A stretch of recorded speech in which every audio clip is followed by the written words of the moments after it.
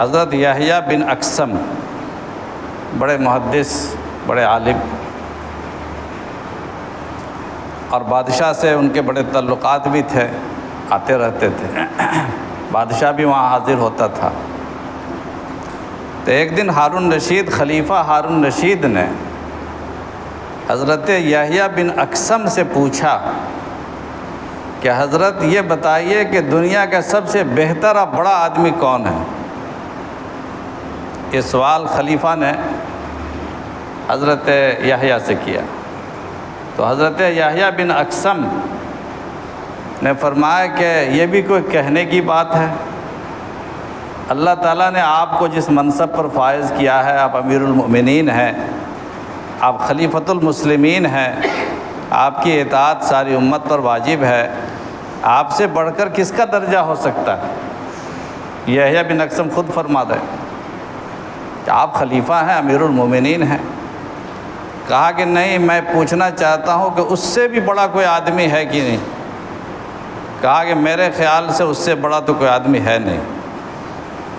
تو خلیفہ ہارون رشید نے کہا کہ نہیں، اس سے بھی بڑا ایک آدمی ہے، اب وہ ہے علماء کی جماعت۔ انہوں نے کہا کہ آپ ہیں، یحییٰ بن اقسم ہیں، اور اس درجے کے جو علماء اور محدثین ہیں وہ ہیں۔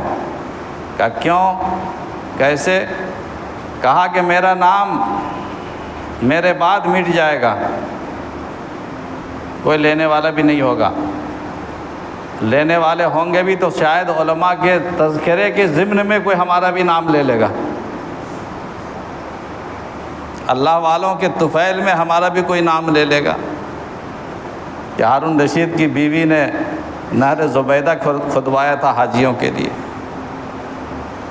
یا ہارون رشید فلانے علماء اور بزرگوں کا معتقد تھا، ان کا خادم تھا، اس ناطے سے ہمارا نام کوئی لے گا، میرا نام مٹ جائے گا۔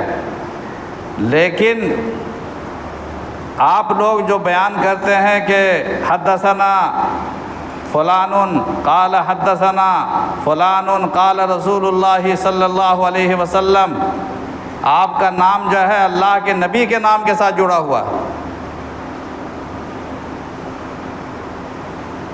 آپ تو اسی طرح بیان کرتے ہیں نا، ان فلان ان رسول اللہ صلی اللہ علیہ وسلم۔ تو جس کا نام حضور کے نام کے ساتھ جڑا ہوا وہ کیسے مٹ سکتا ہے؟ اس سے بڑا درجہ کس کا ہو سکتا ہے؟ اس لیے اس بات کو محسوس کرنا چاہیے کہ یہ بہت اونچی جماعت ہے، اور عوام کو بھی اور